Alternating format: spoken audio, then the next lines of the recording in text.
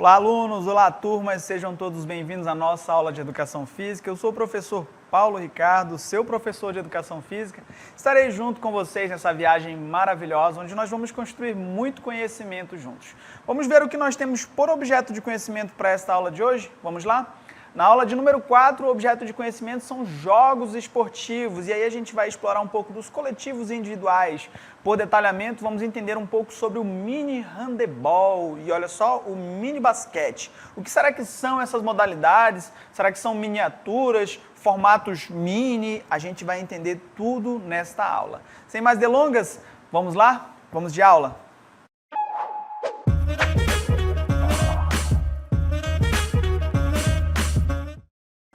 Vamos lá, e apesar de a aula estar começando agora, eu já trago para vocês uma dúvida. Vocês sabem que bola é esta?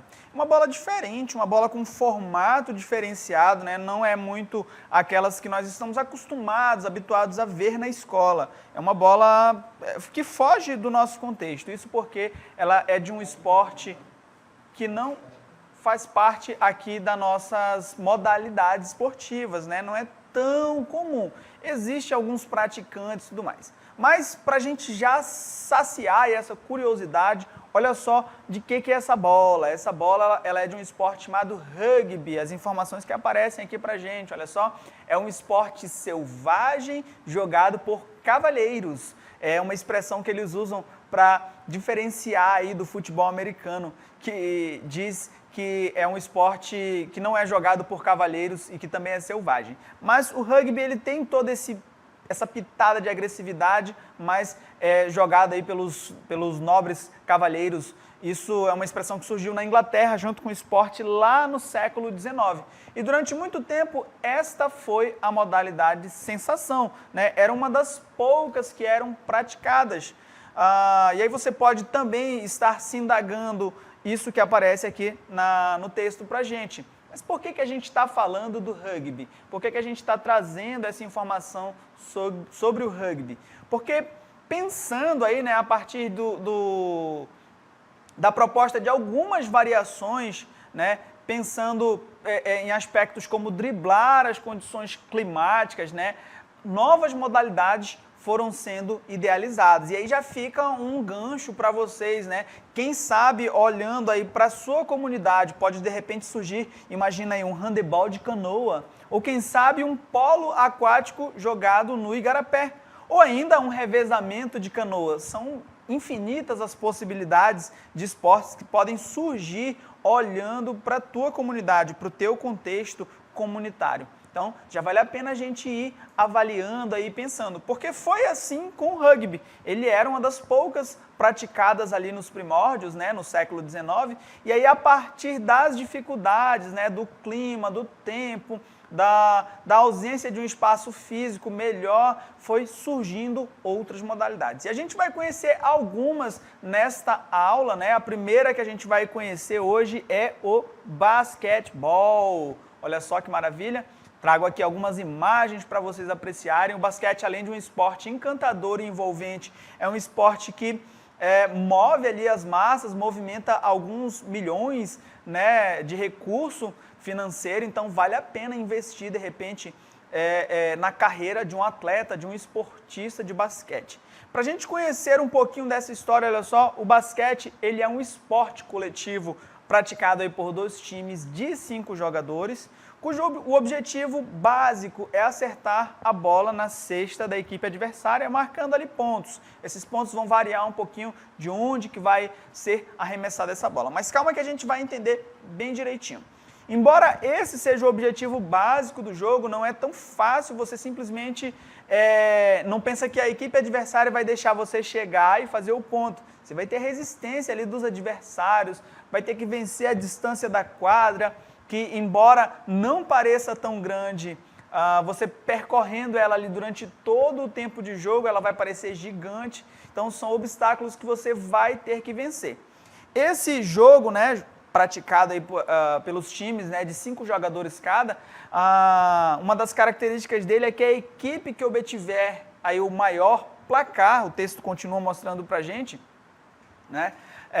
A equipe que obtiver o maior placar no final do período de jogo, que é de 40 minutos, vence. Então o objetivo é jogar a bola na cesta o máximo de vezes possível.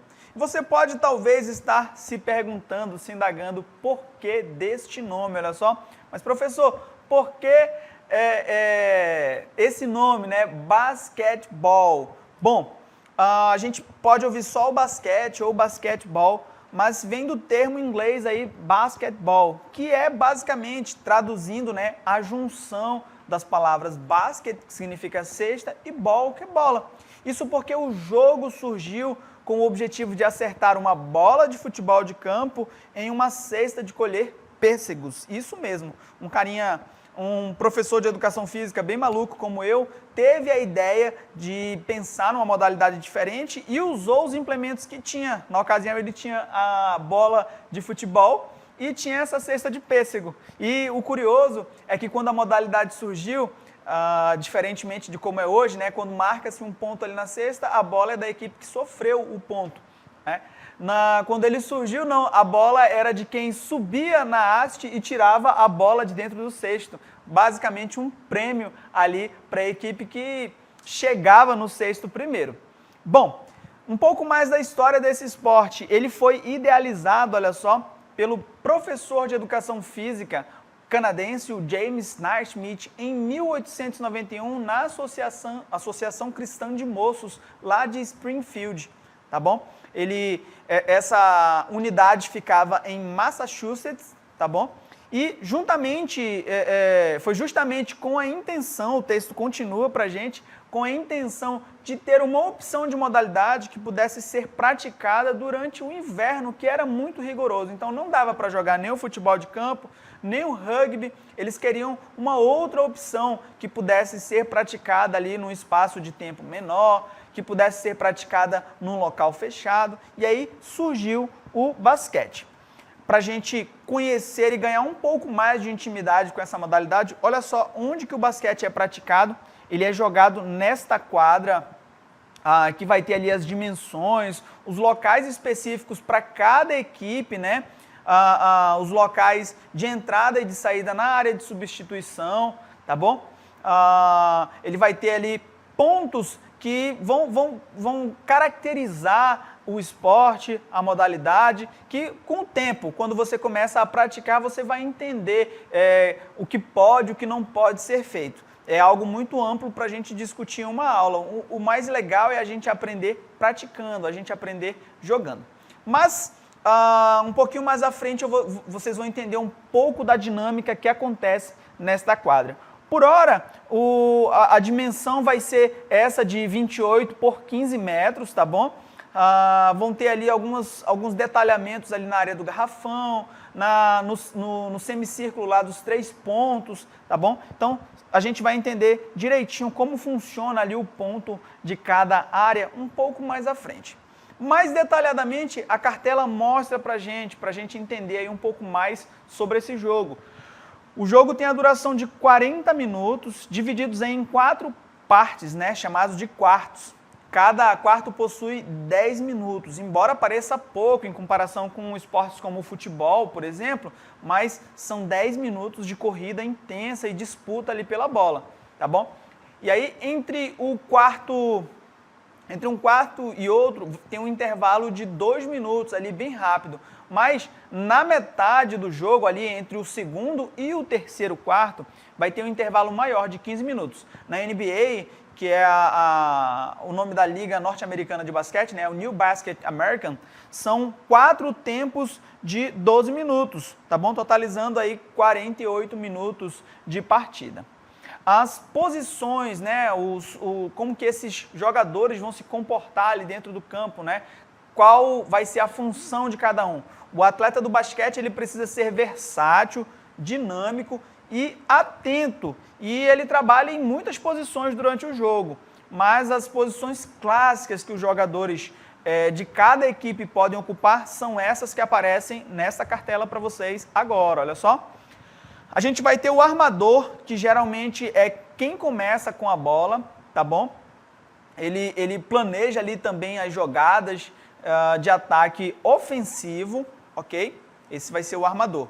A gente vai ter o ala armador, que é o jogador que vai dar apoio ao armador até a cesta. Geralmente vai ser o que vai estar mais próximo dele ali, fazendo as entradas um pouco laterais. A gente vai ter o ala, que eles vão combinar várias funções, tá bom? São jogadores ágeis que ficam mais próximos da cesta e arremessam bem. E a gente vai ter ali o pivô e o poste, tá? São duas funções de jogo próximas à cesta. Tem um papel fundamental na defesa, assim como são responsáveis por finalizar as jogadas, tá bom? Então, todas essas posições são como o jogador se organiza. Ele inicia com uma posição específica, mas ele precisa entender que em dado momento, se imagina, na dinâmica do jogo, a bola cai na minha frente, mas aqui não é o meu lugar, eu não vou pegar esta bola. Não vai funcionar assim, ele vai ter que atender a necessidade do time, passar a bola a quem compete, retornar para o seu lugar, voltar já na posição da marcação, e enfim, vai ter que compreender a dinâmica do jogo para auxiliar o seu time e alcançar o objetivo, que é o de converter o maior número de pontos possíveis, ok? Para a gente entender um pouco melhor tudo isso que eu falei para vocês, eu preparei um vídeo que vai rolar agora. Vamos lá?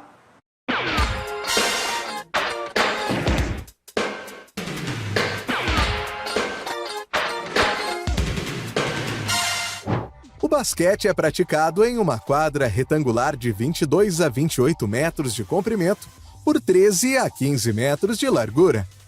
Ao fundo de cada lado da quadra, há uma cesta de 45 centímetros de diâmetro presa a uma tabela de 3,05 metros do solo.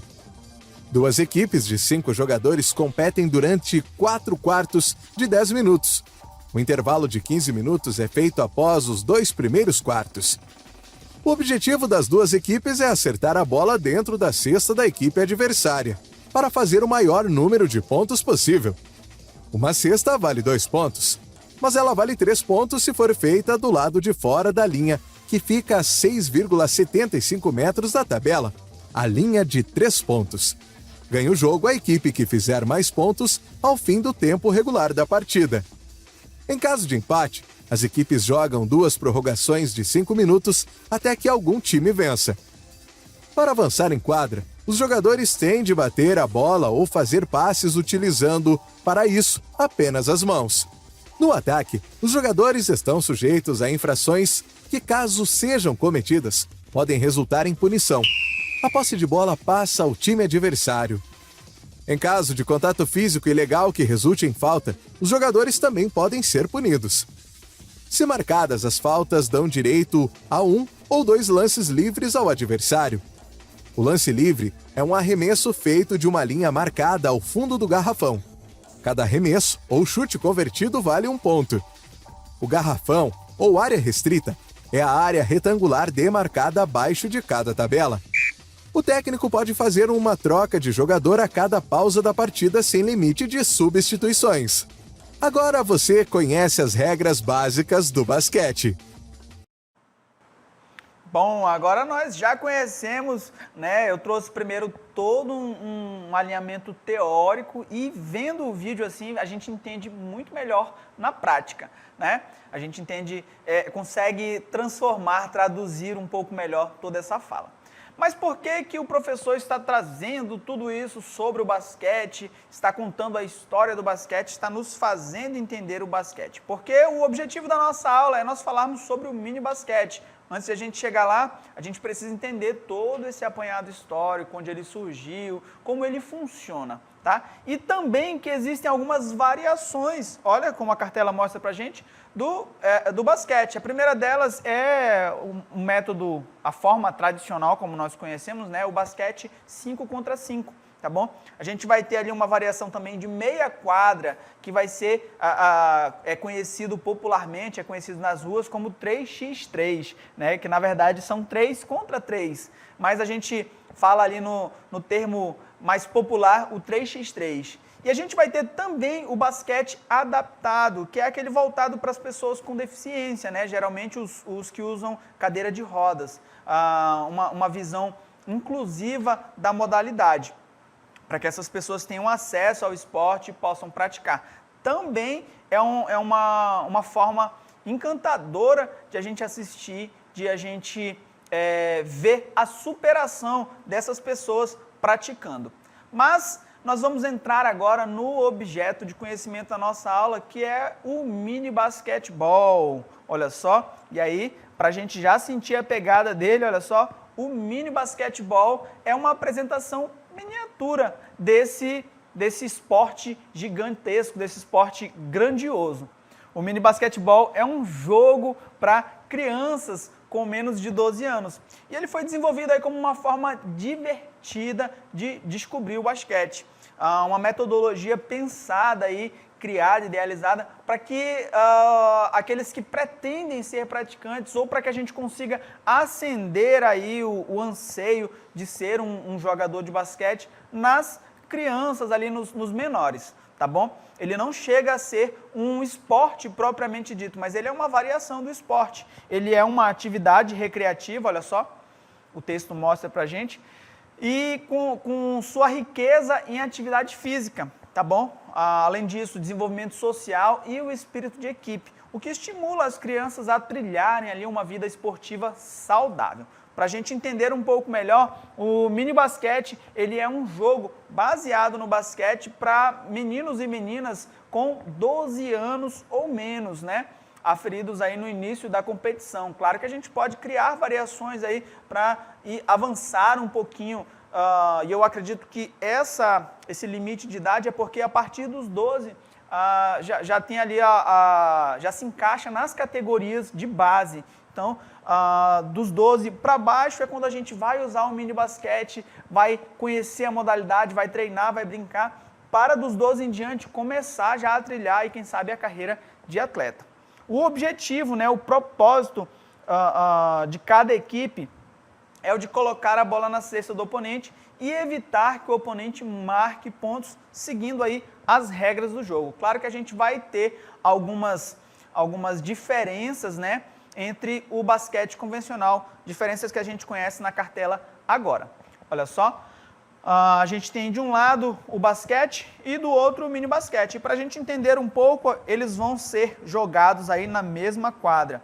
O basquete ele vai ter a bola com dimensões de 74,9 centímetros de circunferência e vai pesar 623 gramas. Já a do mini basquete, a circunferência vai ser entre 68 e 73 centímetros e o peso deve estar entre 400 e 500 gramas. Falando assim, em números parece pouca coisa, mas o peso dentro do número de arremessos ali vai fazer toda a diferença, tá bom? A cesta no basquete, ela deve estar a 3,5 metros do chão. Já no mini basquete, ela vai estar a 2,60 do chão, o que também dá uma diferença, né? Principalmente para aqueles que sonham em fazer aquela cravada, aquela enterrada na cesta, 2,60 já faz toda a diferença. As regras oficiais são estabelecidas ali no basquete, já são pré-estabelecidas, ninguém pode mudar aquilo que já está proposto nas convenções, nas confederações e tudo mais. Mas as do mini basquete, elas podem sofrer alterações nos congressos técnicos ali das disputas, das modalidades e mesmo nas aulas onde ele vai ser usado. Dependendo do público, do espaço físico, do que nós temos, a gente pode modificar um pouco mais. Ok? Agora que nós já conhecemos o basquete, o mini basquete, nós vamos aprender um pouco sobre o handebol, que é outro esporte que vai utilizar principalmente aí as mãos como ferramenta para arremessar a bola, agora não mais numa cesta, mas no gol, tá bom? E aí a gente começa conhecendo aí um pouquinho de como é o handebol, né? O handebol é um esporte coletivo, tá bom? Disputado por duas equipes com 7 jogadores cada. O objetivo do jogo é marcar o maior número de gols, respeitando as regras, e a principal delas é que só pode utilizar as mãos, tá bom? Essa partida ela vai acontecer em 2 períodos de 30 minutos cada, com um intervalo de 10 minutos. É 1 hora de jogo, galera, com esse intervalo de 10 minutos. E aí, dentro das diretrizes oficiais, né, a quadra ela deve ter 40 metros de comprimento por 20 metros de largura. E aí, ela precisa também ter o piso ou de madeira ou emborrachado, com as 2 áreas ali para o goleiro que se localizam a 6 metros do gol, tá bom? A gente precisa entender esse espaço físico para entender depois a dinâmica do jogo. A bola oficial para a prática do handebol, ela deve ser de couro e a sua massa e tamanho, né, variam conforme os gêneros. Isso porque a bola do masculino, ela é um pouco maior, ela vai medir entre 58 e 60 centímetros de diâmetro, com massa de entre 425 e 475 gramas. A do feminino já vai ser um pouco menor, tá bom? Respeitando aí as características fisiológicas, né? O homem geralmente vai ter a mão um pouco maior, um pouco mais de força, e as mulheres já vão ter a mão um pouco menor. Então, para a gente não ter essa disparidade, para a gente atender aí essa diferença fisiológica, a bola do feminino é um pouco menor, tá bom? Algumas características da modalidade, olha só. O jogador ele deve se deslocar sempre quicando a bola, ok? Ele pode dar no máximo 3 passos ali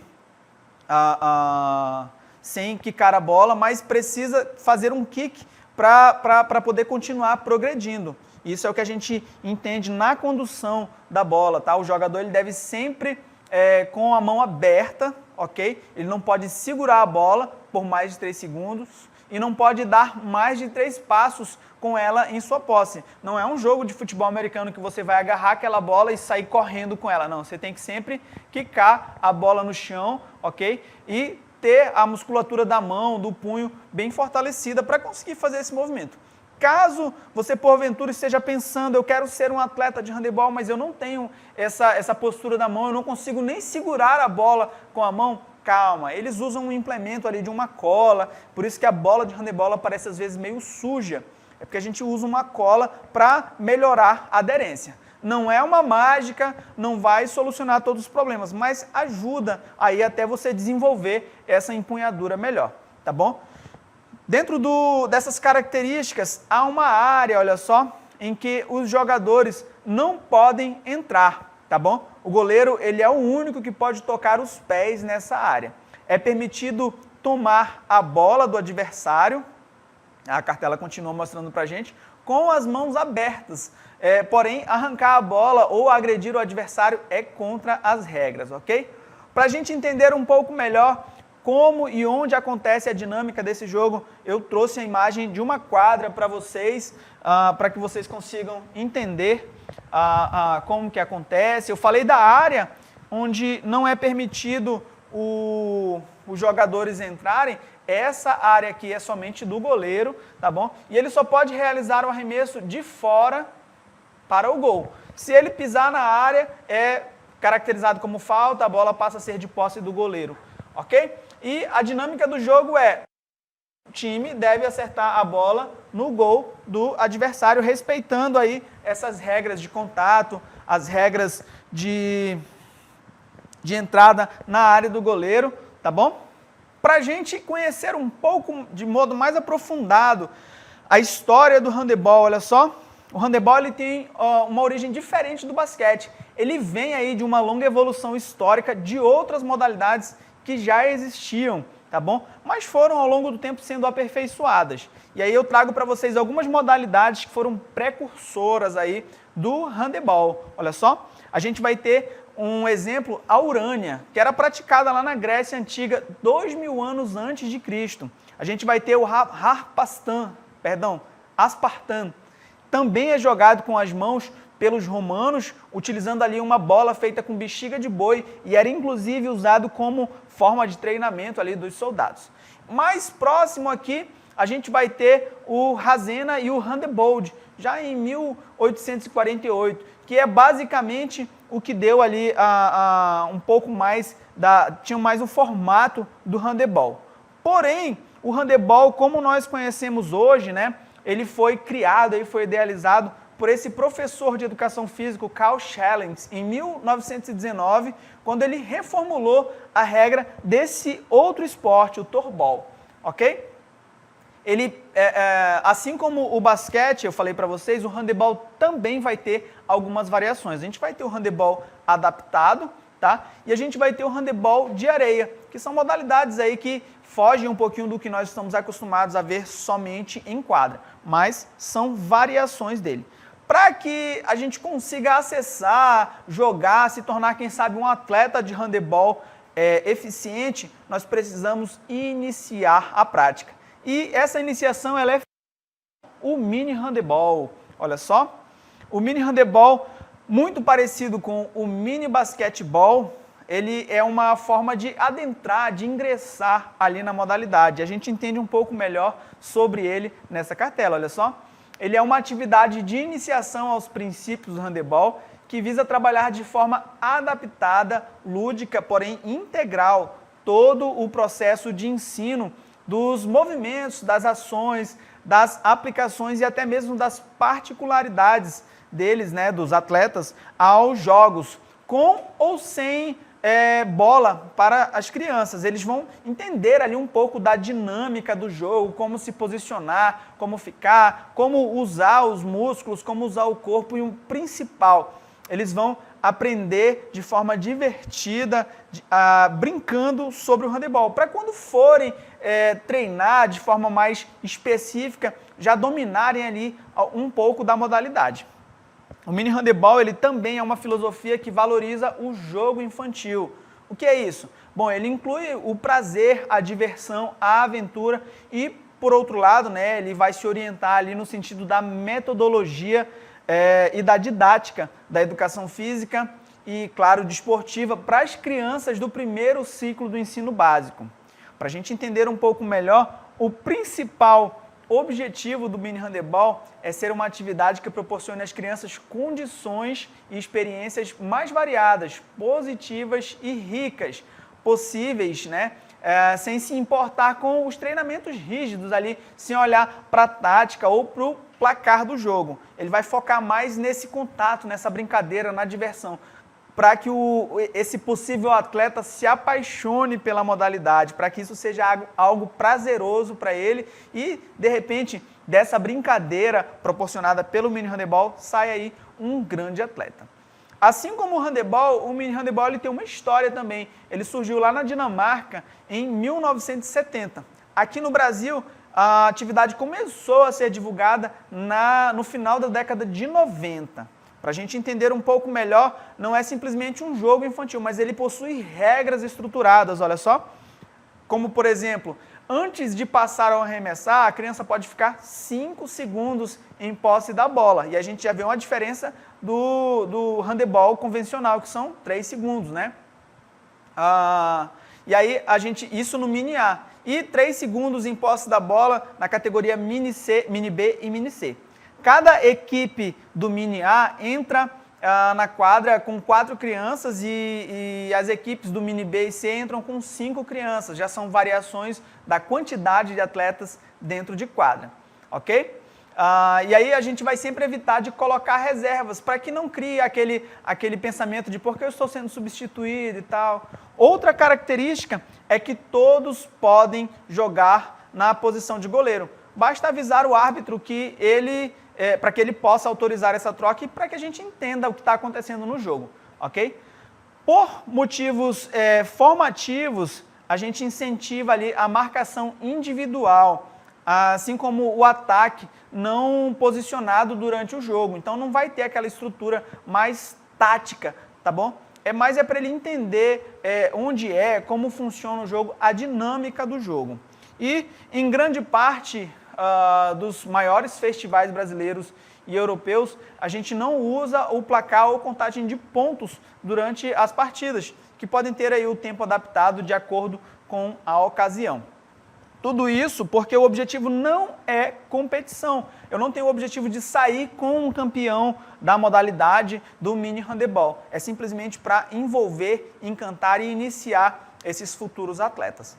Bom, nós conhecemos aí duas adaptações dos esportes, né, o mini basquete e o mini handebol, que são possibilidades de inserir, de ingressar aí em modalidades maravilhosas que são o basquete e o handebol. Eu espero que vocês tenham aprendido muito sobre esse assunto, tenham gostado. Deixo a todos um forte abraço e até a próxima.